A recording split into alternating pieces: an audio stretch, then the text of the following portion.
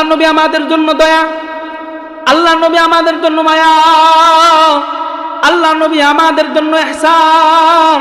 কারণ যেই নবীর কারণে আল্লাহ আসমান বানাইলেন, যেই নবীর কারণে আল্লাহ জমিন বানাইলেন, যেই নবীর কারণে কুল কায়নাতের সমস্ত কিছু বানাইলেন, সেই নবী আমাদের জন্য দয়া। আল্লাহ রাসূল সাল্লাল্লাহু আলাইহি ওয়াসাল্লাম আমাদের জন্য সবচেয়ে বড় দয়া। আল্লাহ রাসূলের সবচেয়ে বড় দয়া হলো আল্লাহ নবী আমাদেরকে জাহান্নাম থেকে দূর করে, জাহান্নামের রাস্তা থেকে দূর করে আমাদেরকে হেদায়েতের পথ দেখিয়েছেন, আমাদেরকে হেদায়েতের রাস্তা অবলম্বন করার জন্য নির্দেশ প্রদান করেছেন। আল্লাহ নবী আমাদেরকে জাহান্নাম থেকে মুক্ত করে জান্নাতের পথ দেখিয়েছেন। এই জন্য আল্লাহ নবীর দয়া আমাদের উপর অনেক বেশি, আল্লাহ নবীর মায়া আমাদের উপর অনেক বেশি। এই জন্য ইহসানের কারণে, দয়ার কারণে কোনো মানুষ মানুষকে মুহাব্বত করে। সবচেয়ে বেশি মুহাব্বতের উপযুক্ত মুহাম্মদুর রাসূলুল্লাহ। আল্লাহ নবী সাল্লাল্লাহু আলাইহি ওয়াসাল্লামের এত বেশি দয়া, এত বেশি মায়া আমাদের উপরে। আল্লাহ নবী সাল্লাল্লাহু আলাইহি ওয়াসাল্লাম যখন মক্কার মানুষদেরকে দ্বীনের দাওয়াত দিতে লাগলেন, কোরআনের আহ্বান করতে লাগলেন, মানুষদেরকে তাওহীদের পক্ষে ডাকতে লাগলেন, মক্কার মানুষরা নবীজির দাওয়াত শুনলো না, নবীজির উপর নির্যাতন শুরু করলো। আল্লাহ নবী বিশ্ব নবী রাহমাতুল্লিল আলামিন ভাবলেন, তায়েফের জমিনে আল্লাহ রাসূলের নানার দেশ, মামার দেশ, যদি সেইখানে যাওয়া হয় তাহলে হয়তো নাতি হিসেবে, ভাগিনা হিসেবে মানুষেরা নবীজির কথাকে গ্রহণ করবে, নবীজির কথাগুলোকে তারা মানবে। আল্লাহ নবী সাহাবী হযরত যায়েদ ইবনে হারিসাকে নিয়ে তায়েফের উদ্দেশ্যে রওনা হলেন। তায়েফে যাওয়ার পর বড় বড় ব্যক্তিদেরকে দাওয়াত দিলেন তাওহীদের পক্ষে, তাওহীদের দিকে আহ্বান করলেন, তাওহীদের দিকে মানুষদেরকে ডাকলেন, ইসলামের দিকে ডাকলেন। কিন্তু তায়েফের মানুষেরা আল্লাহর নবীর দাওয়াত শুনল না, বরং মক্কার মানুষেরা যেই অত্যাচার করতে পারে নাই, তায়েফের মানুষেরা সেই পরিমাণ অত্যাচার নবীর উপর শুরু করে দিল। ওয়ানাশহাদু আন্না সাইয়্যিদানা ওয়া সানাদানা ওয়া মাওলানা মুহাম্মাদান আবদুহু ওয়া রাসূলুহু الذي أرسله بالحق بشيرا ونذيرا وداعيا إلى الله بإذنه وسراجا وقمرا منيرا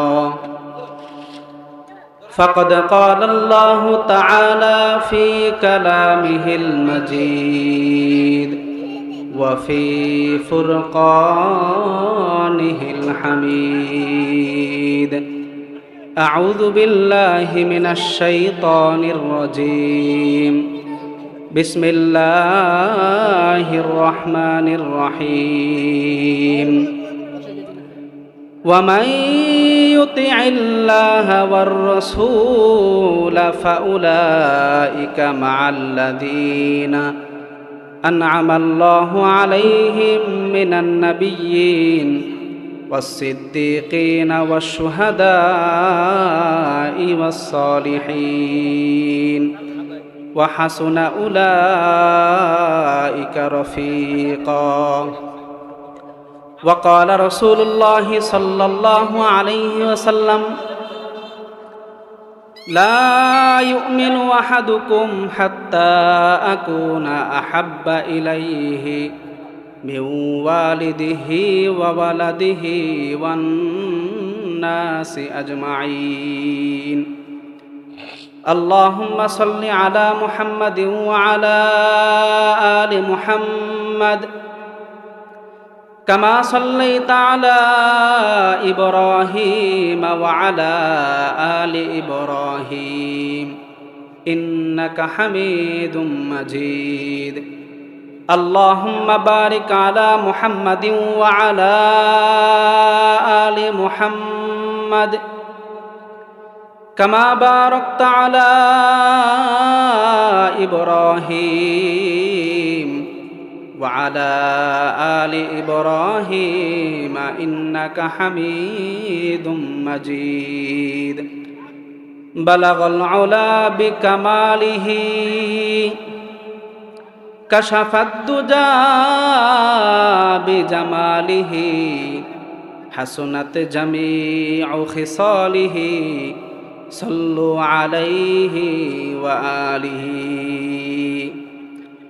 मुहब्बत में मुसीबत है ये कुदरत की निशानी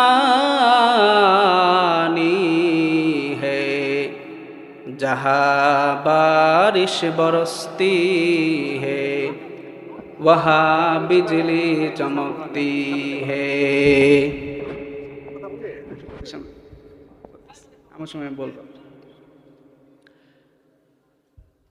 मोहब्बत एक अजब शई है, बयां करना नामुमकिन है, न मरता हो न जीता हो अजब हालत हमारा है। अल्हम्दुलिल्लाह। ঐতিহ্যবাহী বাররা সোনারগাঁও নুরানি কিন্ডারগার্টেন মাদ্রাসার বাৎসরিক ওয়াজ মাহফিলের সম্মানিত সভাপতি, প্রধান বক্তা জনাব হযরত মাওলানা মুফতি সানিম আশরাফ দুহারি, বিশেষ বক্তা হযরত মাওলানা মুফতি দ্বীন মোহাম্মদ কাসেমি এবং পর্দার আড়ালের মা ও বোনেরা, আল্লাহ তাআলার অশেষ মেহেরবানি, আল্লাহ তাআলা আমাদেরকে আজকের এই বিশাল আয়োজনে উপস্থিত হওয়ার তৌফিক দান করেছেন। এজন্য সকলেই শুকরিয়া তান বলি আলহামদুলিল্লাহ। আমি আপনাদের সামনে পবিত্র কোরআনের একটি আয়াত তেলাওয়াত করেছি। এই আয়াতের মধ্যে আল্লাহ তাআলা বলছেন, ওয়ামাই ইউতিইল্লাহা ওয়ার রাসূল ফাউলাইকা মাআল্লাযীন। পরে এটি শেষ করে পারবেন।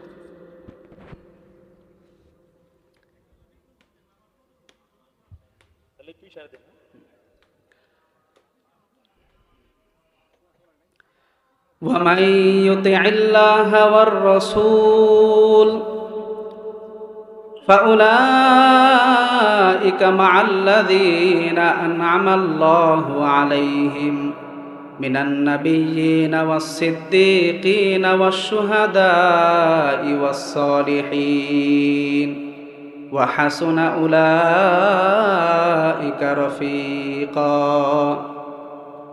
আল্লাহ রাব্বুল আলামিন বলেন, যে সমস্ত মানুষেরা আল্লাহ তাআলার অনুসরণ করে, নবীর অনুসরণ করে, কিয়ামতের দিন তারা ওই সমস্ত লোকদের সাথে থাকবে যাদের উপর আল্লাহ মেহেরবানি করেছেন, অনুগ্রহ করেছেন।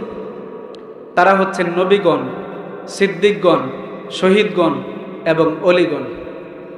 আল্লাহ তাআলা পরবর্তীতে বলেন, ওয়া হাসুনা উলাইকা রফিকা। আর বন্ধু হিসেবে এই সমস্ত মানুষ অত্যন্ত উত্তম। এই আয়াতের মধ্যে বন্ধু নির্বাচন করার কথা বলা হয়েছে। বন্ধু নির্বাচন করতে হবে নবীদেরকে, শহীদদেরকে এবং সিদ্দিকদেরকে এবং অন্য অলিদেরকে। নবীর সাথে যদি বন্ধুত্ব করতে পারি তাহলে ঠিকানা জান্নাত।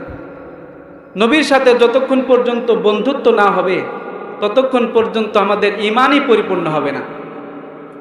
আল্লাহ রাসূল সাল্লাল্লাহু আলাইহি ওয়াসাল্লাম বলেন, লা ইউমিনু আহাদুকুম, তোমাদের কেউ ততক্ষণ পর্যন্ত প্রকৃত মুমিন হতে পারবে না যতক্ষণ পর্যন্ত তোমরা আমি রাসূলকে ভালো না বাসবে। আল্লাহ নবী, বিশ্ব নবী রাহমাতুল লিল আলামিন বলেন, লা ইউমিনু আহাদুকুম হাত্তা আকুনা হাব্বা ইলাইহি মিন ওয়ালিদিহি ওয়া ওয়ালাদিহি ওয়ান নাসি আজমাইন। তোমরা ততক্ষণ পর্যন্ত প্রকৃত মুমিন হতে পারবে না যতক্ষণ পর্যন্ত আমি রাসূলকে ভালো না বাসবে। তোমাদের ভালোবাসা হতে হবে সবচেয়ে বেশি, তোমাদের পিতার চেয়েও বেশি ভালোবাসতে হবে, তোমাদের সন্তানের চেয়েও বেশি ভালোবাসতে হবে, দুনিয়ার সমস্ত কিছুর চেয়ে আমি নবীকে ভালোবাসতে হবে। সুবহানাল্লাহ। এই জন্য বন্ধুত্ব নির্বাচন করা এবং ভালোবাসা নির্বাচন করা নবীর সাথে হতে হবে। কারণ নবীর সাথে ভালোবাসলেই কেবল মানুষ পরিপূর্ণ মুমিন হতে পারবে। সাহাবায়ে কেরাম নবীকে ভালোবাসতেন, নবীকে জীবনের চেয়েও বেশি ভালোবাসতেন, এই জন্য তারা প্রকৃত মুমিন হয়েছেন। সাহাবায়ে কেরাম নবীকে ভালোবাসতেন নিজের পিতার চেয়েও বেশি, নিজের সন্তানের চেয়েও বেশি, দুনিয়ার সব কিছুর চেয়েও নবীকে ভালোবাসতেন। এই জন্য সাহাবায়ে কেরাম পরিপূর্ণ মুমিন হয়েছেন। সুবহানাল্লাহ। সাইয়েদনা হযরত ওমর রাদিয়াল্লাহু তাআলা আনহু নবীজিকে বললেন, ইয়া রাসূলুল্লাহ, ইয়া হাবিবাল্লাহ, আমি আপনাকে ভালোবাসি, আমি আপনাকে মহব্বত করি, তবে আমার জানের চেয়ে বেশি নয়। আপনাকে ভালোবাসি, মহব্বত করি, কিন্তু জানের চেয়ে বেশি না। আল্লাহ নবী, বিশ্ব নবী রাহমাতুল লিল আলামিন জানায় দেন, ওমর ততক্ষণ পর্যন্ত প্রকৃত মুমিন হতে পারবে না যতক্ষণ পর্যন্ত আমি নবী তোমার কাছে তোমার জানের চেয়ে প্রিয় না হব। সাইয়েদনা ওমর রাদিয়াল্লাহু তাআলা আনহু বললেন, ইয়া রাসূলুল্লাহ, ইয়া হাবিবাল্লাহ, যদি আপনাকে ভালোবাসতে হলে, পরিপূর্ণ ঈমানদার হতে হলে আপনার ভালোবাসার উপরে একান্ত থাকে, নবী আমি আপনাকে আমার জানের চেয়ে বেশি ভালোবাসি। সাহাবায়ে কেরাম তাদের নবীকে তাদের জানের চেয়ে বেশি ভালোবাসতেন। সাহাবায়ে কেরাম নবীকে তাদের সন্তানের চেয়ে বেশি ভালোবাসতেন। যুদ্ধের ময়দানে নবী একদিকে, সন্তান আরেকদিকে, নবীকেই প্রাধান্য দিয়েছেন। নবীর পক্ষে থেকে সন্তানের বিপক্ষে লড়েছেন। সাইয়েদনা হযরত আবু বকর সিদ্দিক রাদিয়াল্লাহু তাআলা আনহু তার সন্তান হযরত আব্দুর রহমান রাদিয়াল্লাহু তাআলা আনহু বললেন, পিতা, বদরের যুদ্ধে আপনি ছিলেন নবীর পক্ষে, আমি ছিলাম নবীর বিপক্ষে। আপনি নবীজির তাঁবুটা পাহারা দিচ্ছিলেন, আমি সুযোগ পেয়েছিলাম আপনার উপর আক্রমণ করে আপনার কল্লাটা আমি দ্বিখণ্ডিত করে দেব, কিন্তু আপনি আমার পিতা, আমি আপনার সন্তান। পিতা এবং সন্তানের সম্পর্কের কারণে আমি আপনার উপর আক্রমণ করি নাই, সেই দিন আমি আপনাকে ছেড়ে দিয়েছি। সাইয়েদনা আবু বকর রাদিয়াল্লাহু তাআলা আনহু সন্তানকে বললেন, সন্তান, কিন্তু সেদিন যদি আমি তোমাকে পাইতাম, আমার তরবারি দ্বারা তোমার কল্লাটা দ্বিখণ্ডিত করে দিতাম। কারণ তুমি ছিলে নবীর বিপক্ষে, কারণ তুমি ছিলে ইসলামের বিপক্ষে, কারণ তুমি ছিলে কোরআনের বিপক্ষে। যেই ব্যক্তি কোরআনের বিপক্ষে আসবে, যেই ব্যক্তি ইসলামের বিপক্ষে আসবে, আমার নবীর বিপক্ষে আসবে, সে আমার সন্তান হোক, সে আমার পিতা হোক, এইটা দেখবো না। আমার নবীর বিপক্ষে আসার কারণে আমার তরবারি দ্বারা তার কল্লাটাকে দ্বিখণ্ডিত করে দেব। এই জন্য সাহাবায়ে কেরাম আল্লাহর নবীকে সন্তানের চেয়েও বেশি ভালোবাসতেন, দুনিয়ার সমস্ত কিছুর চেয়েও বেশি ভালোবাসতেন। আল্লাহ রাসূল সাল্লাল্লাহু আলাইহি ওয়াসাল্লামকে ভালোবাসতে হবে সবচেয়ে বেশি, কারণ আল্লাহ রাসূলকে সবচেয়ে বেশি ভালো না বাসলে ঈমানদার হওয়া যাবে না। আল্লাহ নবী, বিশ্ব নবী রাহমাতুল লিল আলামিন জানায়া দেন, উম্মত তোমরা ততক্ষণ পর্যন্ত প্রকৃত মুমিন হতে পারবে না যতক্ষণ পর্যন্ত আমি নবীকে সবচেয়ে বেশি ভালো না বাসবে। এই জন্য ভালোবাসার টাকাটাও হচ্ছে আল্লাহ রসুলকে সবচেয়ে বেশি ভালোবাসে। দুনিয়ার মানুষ মানুষকে ভালোবাসে, দুনিয়ার মানুষ একজন আরেকজনকে ভালোবাসে মৌলিক 4টা কারণে। 1 নাম্বার কারণ হচ্ছে মানুষের জামাল, মানুষের সৌন্দর্যতা।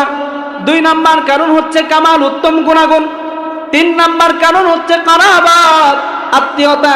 4 নাম্বার কারণ হচ্ছে ইহসান, দয়া। এই 4 কারণে মানুষ মানুষকে ভালোবাসে। আমার আপনার নবী, বিশ্ব নবী রাহমাতুল লিল আলামিনের মধ্যে এই 4 কারণে সমস্ত কারণ পাওয়া যায়। সুবহানাল্লাহ।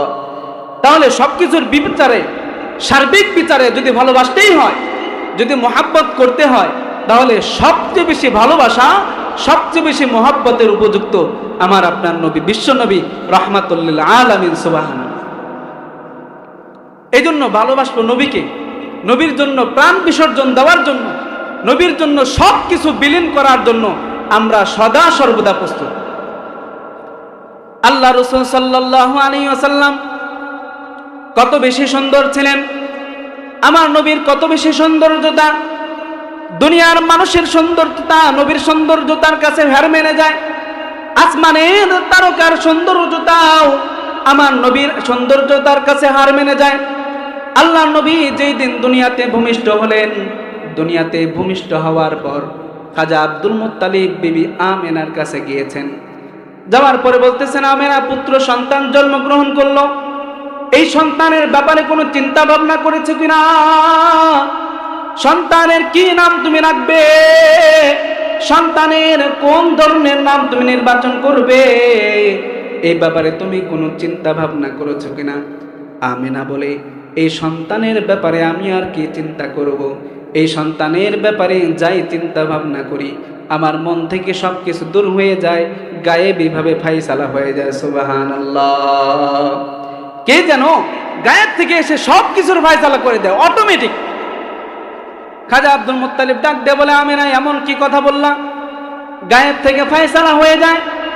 বিবি আমেনা বলে, পিতা এই সন্তানের কি নাম রাখবো এই ব্যাপারে আমি অনেক চিন্তা করেছি, অনেক চিন্তা ভাবনা করে কয়েকটা নাম নির্বাচন করেছি, কিন্তু কেমন যেন আমার অন্তরে শুধু একটা নামই উচ্চারিত হয়, আমার জবানে শুধু একটা নাম উচ্চারিত হয়, সেইটা হচ্ছে মুহাম্মদ মুহাম্মদ মুহাম্মদ।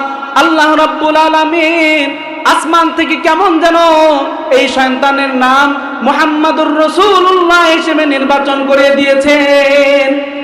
এই কথা শোনার পর খাজা আব্দুল মুত্তালিব ডাক দিয়ে বলে, আমেনা আরবের মধ্যে অনেক সুন্দর সুন্দর নাম আমি শুনেছি, আরবের অনেক পণ্ডিত ব্যক্তির নাম আমি শুনেছি, আরবের মধ্যে অনেক কবির নাম আমি শুনেছি, কিন্তু মুহাম্মদ এত সুন্দর প্রশংসিত নাম আমি আর শুনি নাই।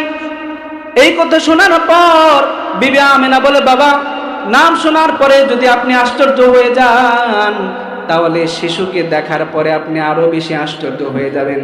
খাজা আব্দুল মুত্তালিব আবার ভিতরে গেলেন, যাওয়ার পরে যখন না থেকে কোলে নিলেন, কোলে নেওয়ার পর চিৎকার দিয়ে বললেন, সুবহানাল্লাহ। আল্লাহ রাব্বুল আলামিনের শপথ, এমন সুন্দর চেহারা বিশিষ্ট শিশু, এমন সুন্দর শিশু আমি আরব ভূমিতে কখনো দেখি নাই। পাশেই ছিলেন আল্লাহ রাসূলের দুধ মাতা হযরত হালিমা সাদিয়া রাদিয়াল্লাহু তাআলা আনহা। তিনি বললেন, আল্লাহর শপথ, আল্লাহর শপথ, এমন সুন্দর শিশু আমি আর পৃথিবী থেকে দেখি নাই। পিতা মা বললেন, এই শিশু সুন্দর। খাজা আব্দুল মুত্তালিব বললেন, এই শিশু সুন্দর। বিবি হালিমা সাদিয়া বললেন, এই শিশু সুন্দর। আসমানের মধ্যে আল্লাহ রাব্বুল আলামিন ফেরেশতাদেরকে ডাক দিয়ে বললেন, ফেরেশতারা এদিকে আসো। জিবরাইল আমিনকে বললেন, জিবরাইল দুনিয়ার মধ্যে এমন এক শিশু পয়দা করলাম, শিশুর ব্যাপারে তার মা বলে শিশু সুন্দর, দাদা বলে শিশু সুন্দর, দুধ মাতা হালিমা বলে শিশু সুন্দর। দুনিয়ার জমিনে যাও, দুনিয়ার জমিনে যাওয়ার পর তোমার মন্তব্যটা আমাকে একটু শোনায় দাও। জিবরাইল আমিন দুনিয়ার মধ্যে আসেন, আসার পরে শিশু মুহাম্মদকে দেখে আল্লাহ রাব্বুল আলামিনের দরবারে ফিরে যান। আল্লাহ রাব্বুল আলামিনের দরবারে যাওয়ার পর মন্তব্য জানায় দেন, আল্লাহ পৃথিবীর পূর্ব থেকে পশ্চিম, উত্তর থেকে দক্ষিণ, পৃথিবীর সমস্ত জায়গায় আমি ভ্রমণ করেছি, কিন্তু এই শিশুর মতো সুন্দর শিশু আমি আর কখনো দেখি নাই। সুবহানাল্লাহ। আমার আপনার নবী বিশ্ব নবী রাহমাতুল লিল আলামিন দুনিয়ার মধ্যে সবচেয়ে সুন্দর ছিলেন। এই জন্য সৌন্দর্যতার কারণে যদি মুহাম্মদ সাল্লাল্লাহু আলাইহি ওয়াসাল্লামকে ভালোবাসতে হয় তাহলে আমার আপনার নবী সবচেয়ে বেশি ভালোবাসার উপযুক্ত। মুহাম্মাদুর রাসূলুল্লাহ সবচেয়ে বেশি ভালোবাসার উপযুক্ত। আল্লাহ রাসূল সাল্লাল্লাহু আলাইহি ওয়াসাল্লাম কেমন ছিলেন? সাহাবায়ে কেরাম সাহাবায়ে কেরামের বর্ণনার মধ্যে ফুটে এসেছে। আশিক রাসূল সাইয়েদনা হযরত বারা রাদিয়াল্লাহু তাআলা আনহু তিনি বলেন, মা রাআইতু মিন জি লিম্মাতিন ফি হুল্লাতিন হামরা আহসানা মিন রাসূলিল্লাহি সাল্লাল্লাহু আলাইহি ওয়াসাল্লাম। লাল ডোরাকাটা চাদর পরিহিত আল্লাহ রাসূলের চেয়ে সুন্দর পৃথিবীর মধ্যে আমি আর কাউকে দেখিনি। এত বেশি আল্লাহ রাসূল সাল্লাল্লাহু আলাইহি ওয়াসাল্লাম সুন্দর ছিলেন। সাহাবী হযরত কাব ইবনে মালিক রাদিয়াল্লাহু তাআলা আনহু তিনি বলেন, কানা রাসূলুল্লাহ সাল্লাল্লাহু আলাইহি ওয়াসাল্লাম ইদা সাররা ইস্তানারা ওয়াজহুহু। আল্লাহ রাসূল যখন হাসতেন তার চেহারাটা পরিপূর্ণ আলোকিত হয়ে যেত। হাত্তা কান্নাহু কিতাতুম মিনাল কমারি, মনে হতো আল্লাহ রসুলের চেহারা কেমন যেন চাঁদের একটা টুকরা। সুবহানাল্লাহ। সাহাবী হযরত আবু হুরায়রা রাদিয়াল্লাহু তাআলা আনহু তিনি বলেন, মা রাআইতু শাইআন আহসানা মিন রাসূলিল্লাহি সাল্লাল্লাহু আলাইহি ওয়াসাল্লাম, আল্লাহ রাসূল সাল্লাল্লাহু আলাইহি ওয়াসাল্লামের চেয়ে উত্তম আমি আর কিছু দেখিনি।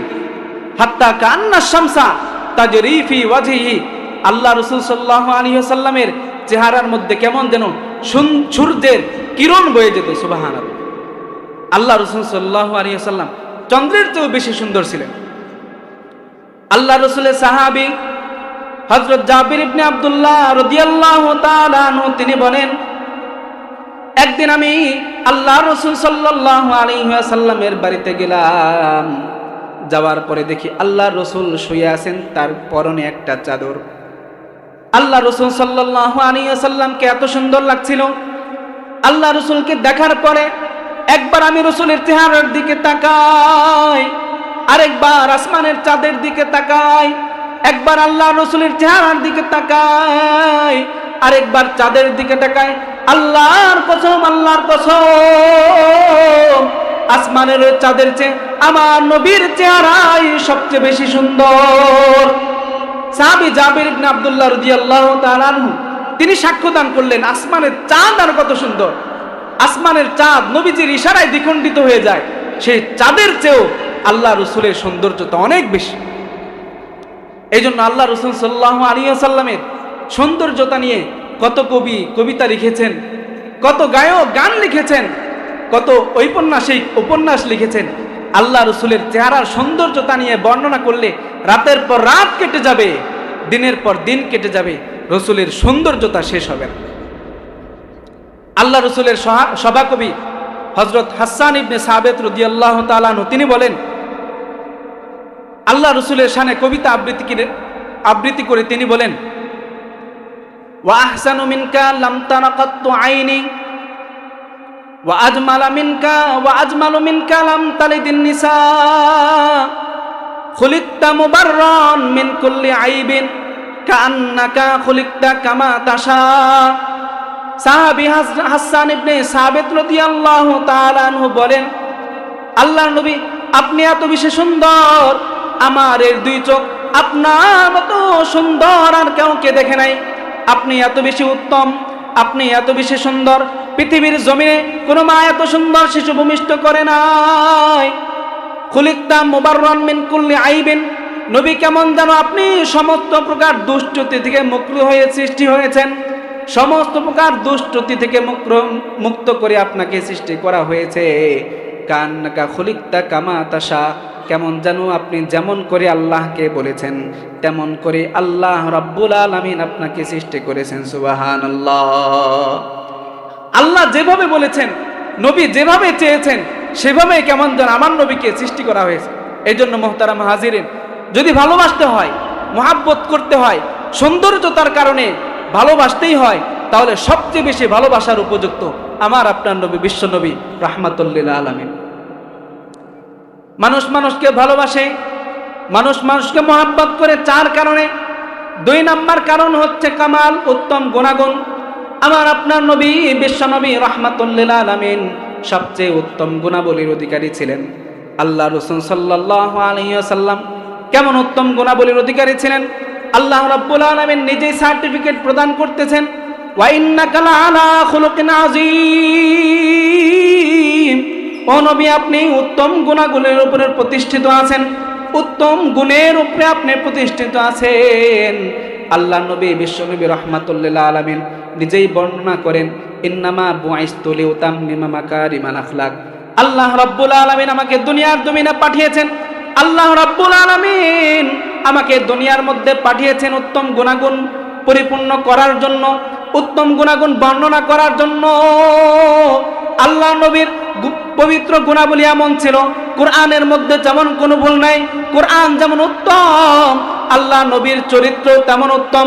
সাহাবী হযরত সাঈদ ইবনে হিশাম রাদিয়াল্লাহু তাআলা আনহু সাহাবায়ে কেরামকে বললেন, তোমরা আমাকে নবীজির চরিত্র সম্পর্কে বর্ণনা দাও।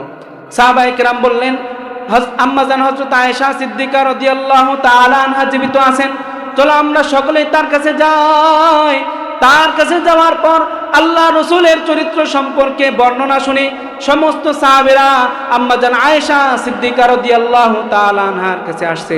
আসার পরে বলতেছে, আমাদেরকে নবীজির চরিত্র সম্পর্কে আপনি একটু শোনায় দেন।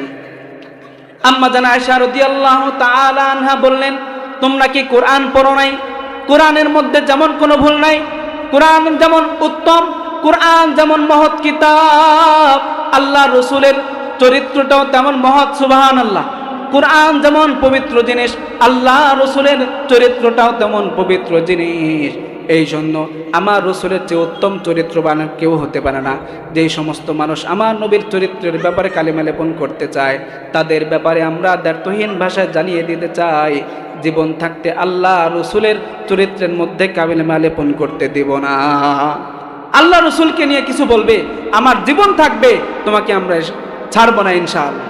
এই জন্য উত্তম চরিত্রের কারণে যদি মোহাব্বত কাউকে করতে হয়, উত্তম চরিত্রের কারণে যদি ভালোবাসতে হয়, তাহলে সবচেয়ে বেশি ভালোবাসার উপযুক্ত আমার আপনার নবী, বিশ্বনবী রাহমাতুল্লিল আলামিন। এই জন্য মুসলমান মানুষ মানুষকে ভালোবাসে, মোহাব্বত করে চার কারণে। 3 নম্বর কারণ হচ্ছে করাবাত, উত্তম গুণাগুণ। করাবাত আত্মীয়তা, নিকটবর্তী হওয়ার কারণে একজন মানুষ আরেকজন মানুষকে মোহাব্বত করে। পিতা সন্তানকে মোহাব্বত করে আত্মীয়তার কারণে, স্ত্রী স্বামীকে মোহাব্বত করে আত্মীয়তার কারণে, মা তার সন্তানদেরকে মোহাব্বত করে আত্মীয়তার কারণে, করাবাতের কারণে। আল্লাহ রসুল সাল্লাল্লাহু আলাইহি ওয়াসাল্লাম আমাদের নিকটবর্তী, আল্লাহ রসুল সাল্লাল্লাহু আলাইহি ওয়াসাল্লাম আমাদের কাছের। এই জন্য ভালোবাসার যদি উপযুক্ত হয়, কাউকে যদি ভালোবাসতেই হয়, তাহলে সবচেয়ে বেশি ভালোবাসার উপযুক্ত বিশ্বনবী মুহাম্মদুর রাসূলুল্লাহ সাল্লাল্লাহু আলাইহি ওয়াসাল্লাম। আল্লাহ রসুল আমাদের কেমন কাছের? আল্লাহ রাব্বুল আলামিন বলেন, আন-নাবিয়্যু আওলা বিল মুমিনিনা মিন আনফুসিহিম ওয়া আজওয়াজুহু উম্মাহাতুহুম। নবী মুমিনদের অত্যন্ত কাছের, তাদের জানের চেয়েও। নবী মুমিনদের এত কাছের, তাদের জানের চেয়েও বেশি নিকটবর্তী। ওয়া আজওয়াজুহু উম্মাহাতুহুম, এবং নবীর স্ত্রীগণ হচ্ছে মুমিনদের জন্য মা। নবীর স্ত্রীগণ যদি মুমিনদের জন্য মা হন, তাহলে নবী আমাদের পিতা। আল্লাহ নবী বিশ্বনবী রাহমাতুল্লিল আলামিন নিজেই বলেন, ইন্নামা আনা লাকুম বিমানজিলাতিল ওয়ালিদ, নিশ্চয় আমি তোমাদের জন্য পিতার পর্যায়ে। নবীজির স্ত্রীরা আমাদের জন্য মা, আর নবী হচ্ছেন আমাদের পিতা, রুহানি পিতা। এই জন্য যদি করাবাতের কারণে, আত্মীয়তার কারণে কেউ কাউকে মোহাব্বত করতে চায়, তাহলে সবচেয়ে বেশি মোহাব্বতের উপযুক্ত আমার আপনার নবী বিশ্বনবী মুহাম্মাদুর রাসূলুল্লাহ। সবচেয়ে বেশি ভালোবাসার উপযুক্ত মুহাম্মাদুর রাসূলুল্লাহ। এছাড়া আর কি ভালোবাসার উপযুক্ত হতে পারে? এই জন্য 4th নাম্বার কারণ হচ্ছে ইহসান, দয়া। মানুষ মানুষকে ভালোবাসে, মোহাব্বত করে দয়ার কারণে। আল্লাহ নবী আমাদের জন্য দয়া, আল্লাহ নবী আমাদের জন্য মায়া, আল্লাহ নবী আমাদের জন্য ইহসান। কারণ যেই নবীর কারণে আল্লাহ আসমান বানাইলেন, যেই নবীর কারণে আল্লাহ জমিন বানাইলেন, যেই নবীর কারণে কুল কায়নাতের সমস্ত কিছু বানাইলেন, সেই নবী আমাদের জন্য দয়া। আল্লাহ রাসূল সাল্লাল্লাহু আলাইহি ওয়াসাল্লাম আমাদের জন্য সবচেয়ে বড় দয়া।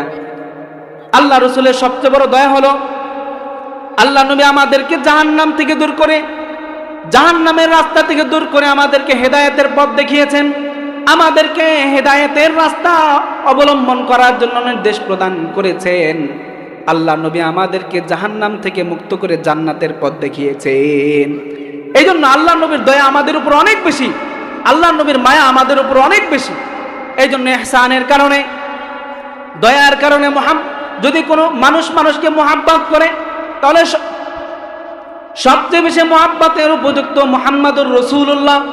আল্লাহ নবী সাল্লাল্লাহু আলাইহি ওয়াসাল্লামের এত বেশি দয়া, এত বেশি মায়া আমাদের উপরে। আল্লাহ নবী সাল্লাল্লাহু আলাইহি ওয়াসাল্লাম যখন মক্কার মানুষদেরকে দ্বীনের দাওয়াত দিতে লাগলেন, কোরআনের আহ্বান করতে লাগলেন, মানুষদেরকে তাওহীদের পক্ষে ডাকতে লাগলেন, মক্কার মানুষরা নবীজির দাওয়াত শুনল না, নবীজির উপর নির্যাতন শুরু করলো।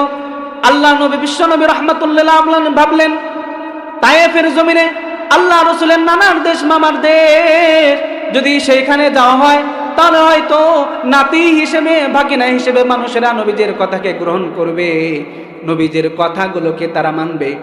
আল্লাহ নবী সাহাবী হযরত যায়েদ ইবনে হারিসাকে নিয়ে তায়েফের উদ্দেশ্যে রওনা হলেন।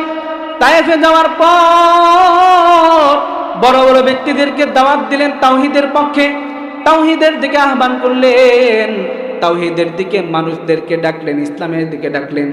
কিন্তু তায়েফের মানুষেরা আল্লাহর নবীর দাওয়াত শুনল না, বরং মক্কার মানুষেরা যেই অত্যাচার করতে পারে নাই, তায়েফের মানুষেরা সেই পরিমাণ অত্যাচার নবীর উপর শুরু করে দিল।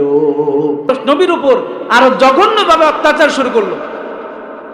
জুলুমের অত্যাচারের যত প্রকার হতে পারে নবীর উপর তারা প্রয়োগ করতে লাগলো। তায়েফের কাফেররা বলল, মক্কার মধ্যে সে ভাত পায় না, এখন সে তায়েফের জমিনে আসছে, তাকে ধরো, হুয়া মাজনুন, তার উপর পাথর নিক্ষেপ করো, তাকে আক্রমণ করো। যুবক ছেলেদেরকে বলল, মুহাম্মাদের উপর আক্রমণ করো, সে নাকি আমাদের মূর্তিদের বিরোধিতা করে, সে নাকি আমাদের মূর্তিদের এরকম বদনাম করে, তাকে ধরো। যুবকেরা আল্লাহ নবীর উপরে অত্যাচার শুরু করে দিল, পাথর নিক্ষেপ করতে লাগলো। আল্লাহ নবী বিশ্বনবী রাহমাতুল্লিল আলামিন যুবকদের হাত থেকে বাঁচার জন্য, যুবকদের হাত থেকে রেহাই পাওয়ার জন্য আল্লাহ নবী দৌড়াতে লাগলেন। আল্লাহ নবী সামনে সামনে দৌড়ায়, মক্কার তায়েফের যুবকেরা নবীর পিছনে পিছনে দৌড়ায়, নবীর উপরে পাথর নিক্ষেপ করতে থাকে। আল্লাহ রাসূল সাল্লাল্লাহু আলাইহি ওয়াসাল্লাম পাথরের আঘাতে জর্জরিত হতে লাগলেন। আল্লাহ নবী পাথরের আঘাতে জর্জরিত হতে লাগলেন। এক পর্যায়ে আল্লাহ নবী পাথরের আঘাতে জর্জরিত হয়ে, ব্যথিত হয়ে, বেহুশ হয়ে পড়লেন। ছোট্ট সাহাবী যায়েদ ইবনে হারিসা আল্লাহ নবী সাল্লাল্লাহু আলাইহি ওয়াসাল্লামের উপরে পানি ছুঁড়ে মারলেন। পানি নিক্ষেপ করার পর আল্লাহ নবী জ্ঞান ফিরে আসলো। হুঁশ ফিরে আসার পর ছোট্ট সাহাবী যায়েদ ইবনে হারিসা বললেন, ইয়া রাসূলুল্লাহ, ইয়া হাবিবাল্লাহ, মক্কার মানুষ আপনার উপরে এত অত্যাচার করতে পারে নাই, মক্কার মানুষেরা আপনার উপরে এত জুলুম করতে পারে নাই, মক্কার মানুষেরা আপনার উপরে এত নির্যাতন করতে পারে নাই। ওগো আল্লাহর নবী, তায়েফের মানুষ যে রকম অত্যাচার আপনার উপর করেছে, ইয়া রাসূলুল্লাহ, ইয়া হাবিবাল্লাহ, আপনি তায়েফের মানুষের জন্য বদদুয়া করুন, যেন আল্লাহ তাআলা তাদের সকলকে ধ্বংস করে দেয়। আল্লাহ নবী সাল্লাল্লাহু আলাইহি ওয়াসাল্লাম আমাদের জন্য কত বেশি মায়ার ছিলেন, কত বেশি দয়ার ছিলেন। যায়েদ ইবনে হারিসা বলল, ইয়া রাসূলুল্লাহ, তাদের জন্য বদদুয়া করুন যেন আল্লাহ তাদেরকে ধ্বংস করে। আমার আপনার নবী, রহমতের নবী, বিশ্ব নবী মুহাম্মদুর রাসূলুল্লাহ বললেন, যায়েদ ইবনে হারিসা, তুমি তাদের জন্য বদদুয়ার কথা বলো, অথচ আল্লাহ রাব্বুল আলামিন আমাকে দুনিয়ার জমিনে পাঠিয়েছেন রহমত স্বরূপ। আল্লাহ রাব্বুল আলামিন বলেন, ওয়ামা আরসালনাকা ইল্লা রাহমাতাল লিল আলামিন, ও নবী, আমি আপনাকে দুনিয়ার জমিনে পাঠিয়েছি রহমত স্বরূপ, আমি আপনাকে দুনিয়ার জমিনে পাঠিয়েছি দয়া স্বরূপ। আল্লাহ নবী বললেন, যায়েদ ইবনে হারিসা, আমি যদি তাদের জন্য বদদুয়া করি তাহলে আমি রহমতের নবী কেমন? আমি রহমতের নবী তাদের জন্য বদদুয়া করতে পারি না। মুহতারাম হাজিরিন, আল্লাহ নবীর দয়া, আল্লাহ নবীর মায়া উম্মতের উপরে কত বেশি ছিল, আল্লাহ নবীর অনুগ্রহ মানুষের উপরে কেমন বেশি ছিল। তায়েফের মানুষেরা আল্লাহ রাসূলের উপর আক্রমণ করেছে, কিন্তু সামান্য সময়ের জন্য তায়েফের মানুষের জন্য বদদুয়া করে নাই, সামান্য সময়ের জন্য তাদের জন্য বদদুয়া করে নাই। নবী ভেবেছেন যে হয়তো তায়েফের মানুষ ইসলাম ধর্ম গ্রহণ করতেছে না, কিন্তু তাদের সন্তানেরা হয়তো ইসলাম ধর্ম গ্রহণ করবে, তারাও যদি ইসলাম কবুল না করে হয়তো তার সন্তানেরা গ্রহণ করবে, এভাবে যে কোনো মানুষ হয়তো ইসলাম গ্রহণ করবে, তাদের জন্য কখনো বদদুয়া করে না। এই জন্য আল্লাহ রসুল আমাদের জন্য ইহসান ছিলেন, আল্লাহ রসুল উম্মতের জন্য দয়া ছিলেন, মায়া ছিলেন। এই জন্য দয়ার কারণে কোনো মানুষ যদি মানুষকে মোহাব্বত করে, দয়ার কারণে একজন আর মানুষ আরেকজন মানুষকে যদি ভালোবাসে, তাহলে সবচেয়ে বেশি দয়ার উপযুক্ত, সবচেয়ে বেশি মায়ার উপযুক্ত মুহাম্মদুর রাসূলুল্লাহ সাল্লাল্লাহু আলাইহি ওয়াসাল্লাম। মুহতারাম হাজিরিন, এই জন্য যদি দুনিয়ার কাউকে ভালোবাসতে হয় তাহলে সবচেয়ে বেশি ভালোবাসার উপযুক্ত বিশ্বনবী মুহাম্মদুর রাসূলুল্লাহ সাল্লাল্লাহু আলাইহি ওয়াসাল্লাম। এই জন্য আমরা রসুলকে ভালোবাসবো। রসুলকে যদি ভালোবাসে মরতে পারি তাহলে দুনিয়াতে পরিপূর্ণ ঈমানদার। আল্লাহ রসুলকে ভালোবাসতে দুইটা সওয়াব, আল্লাহ রসুলকে ভালোবাসতে দুইটা লাভ, দুনিয়ার মধ্যে একটা লাভ, আরেকটা লাভ হচ্ছে পরকালে। দুনিয়ার মধ্যে লাভ হচ্ছে যে ব্যক্তি রসুলকে ভালোবাসবে সেই ব্যক্তি ঈমানের সাথে সাধন করবে। আল্লাহ নবী বিশ্বনবী রাহমাতুল্লিল আলামিন বলেন, সালাসুন মান কুন্না ফি ওয়াজাদা বিহি হালাওয়াতাল ঈমান। যে ব্যক্তির মধ্যে তিনটা বিষয় থাকবে সেই ব্যক্তি ঈমানের সাথে সাধন করবে। সুবহানাল্লাহ। এক নাম্বার, আইয়াকুনাল্লাহু ওয়া রাসূলুহু আহাব্বা ইলাইহি মিম্মা সিওয়াহুমা। দুনিয়ার সব কিছুর চেয়ে, ধন দৌলতের চেয়ে, পিতামাতার চেয়ে আল্লাহ এবং তার রাসূল নবীর কাছে, সেই উম্মতের কাছে সবচেয়ে বেশি প্রিয় হবে, সেই ব্যক্তি নবীর কাছে প্রিয় হবে। সুবহানাল্লাহ।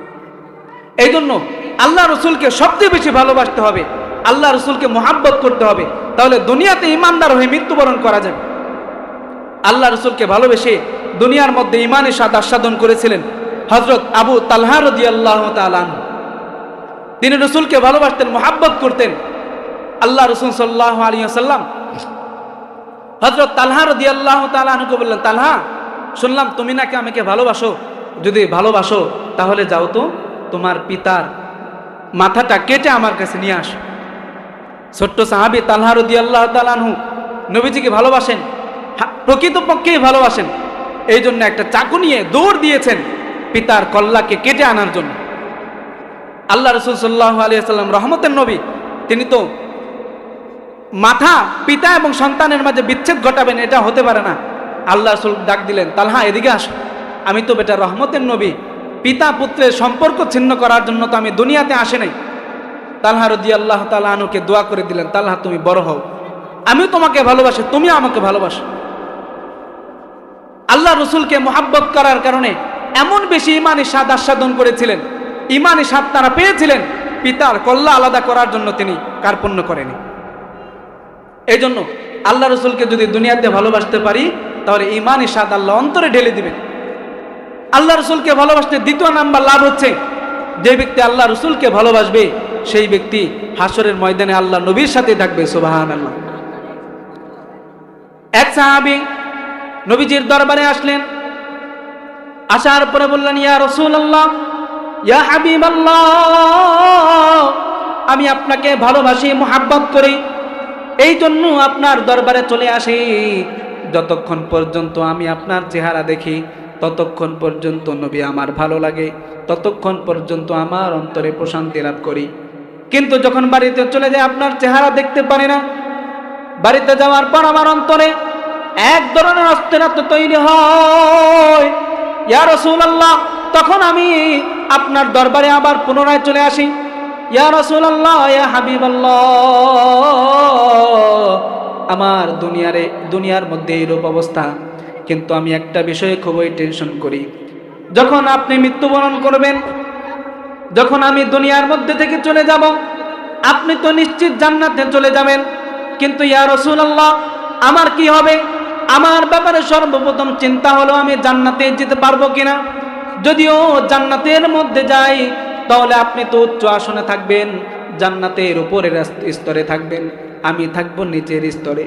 ইয়া রাসূলুল্লাহ, তখন আমি আপনাকে কিভাবে দেখতে পাবো? ইয়া রাসূলুল্লাহ, ইয়া হাবিবাল্লাহ, আপনি এটার সমাধান দিন। আল্লাহ রাসূল এই প্রশ্ন শোনার পর চুপ মেরে রইলেন। আল্লাহ রাব্বুল আলামিন জিবরাইল আমিনকে বললেন, জিবরাইল যাও আমার নবীকে মুহাম্মদুর রাসূলুল্লাহকে উত্তর জানায় দাও। উত্তর হিসেবে জিবরাইল আমিন আল্লাহ রাসূল সাল্লাল্লাহু আলাইহি ওয়াসাল্লামের উপর আয়াত নাজিল করলেন, ওয়া মান ইউতিইল্লাহা ওয়ার রাসূল ফাউলাইকা মা'আল্লাযীনা আন'আমাল্লাহু আলাইহিম মিনান নাবিয়্যিনা ওয়াস-সিদ্দীকিনা ওয়াশ-শুহাদা'i ওয়াস-সালিহিন ওয়া হাসুনা উলাইকা রাফীকা। জিবরাইল আমিন নবীর উপর আয়াত নবী করলেন, ইয়া রাসূলুল্লাহ, ইয়া হাবিবাল্লাহ, আপনি সাহাবাদের জানায় দেন যে সমস্ত মানুষ আল্লাহকে ভালোবাসে, যে সমস্ত মানুষ আল্লাহর অনুসরণ করে, নবীর অনুসরণ করে, কিয়ামতের ময়দানে তারা আল্লাহ নবীর সাথে জান্নাতে থাকবে। সুবহানাল্লাহ।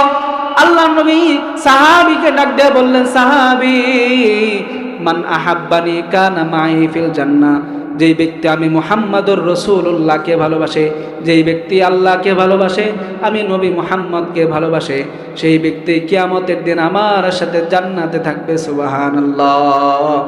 এই জন্য মুহতারাম হাজিরিন, আমরা ভালোবাসবো, মুহাব্বত করব আল্লাহ রসুলকে। পিতাকেও ভালোবাসবো, মাকেও ভালোবাসবো, সন্তানকেও ভালোবাসবো। পিতামাতার ভালোবাসা, সন্তানের ভালোবাসা, কৃত্রিম ভালোবাসা, স্বার্থের আঘাতে সবকিছু জায়েল হয়ে যায়। স্বার্থের ব্যাঘাত ঘটলে পিতাও দূরে চলে যাবে, মাও দূরে চলে যাবে, সন্তানও দূরে চলে যাবে। কিন্তু নবীর মোহাব্বত, নবীর ভালোবাসা এমন এক ভালোবাসা, আল্লাহ রসুলকে ভালোবাসলে দুনিয়ার মধ্যে ঈমান ইসাদাত সাধন করা যাবে এবং আখিরাতেও নবীজির সাথে জান্নাতে থাকা যাবে। এজন্য সাহাবায়ে কেরাম আল্লাহ রসুলকে অনেক বেশি ভালোবাসতেন। আবু বকর রাদিয়াল্লাহু তাআলা আনহু পরিপূর্ণ ঈমানদার হয়েছেন আল্লাহ রসুলকে ভালোবাসে। ওমর রাদিয়াল্লাহু আনহু পরিপূর্ণ ঈমানদার হয়েছেন আল্লাহ রসুলকে ভালোবাসে। ওসমান আলী রাদিয়াল্লাহু আনহুমা পরিপূর্ণ ঈমানদার হয়েছেন আল্লাহ রসুলকে ভালোবেসে। যুগে যুগে আল্লাহ রসুলকে ভালোবেসে শত শত মানুষ, শত শত যুবক আল্লাহ রসুলের জন্য প্রাণ বিসর্জন করেছে। এই জন্য মুহাব্বত করতে হবে, ভালোবাসতে হবে একমাত্র রসুলকে। আল্লাহ রসুলের সুপারিশ পাইতে হলে, আল্লাহ রসুলের দিদার লাভ করতে হলে আল্লাহ রসুলকে ভালোবাসবে। এজন্য আল্লাহ তাআলা আমাদেরকে এই কথাগুলোর উপরে আমল করার তৌফিক দান করুক এবং নবীকে ভালোবেসে জান্নাত কামাই করার তৌফিক দান করুক। ওয়া আখির দাওয়ানা আলহামদুলিল্লাহি রাব্বিল আলামিন। আসসালামু আলাইকুম ওয়া রাহমাতুল্লাহি ওয়া বারাকাতুহু।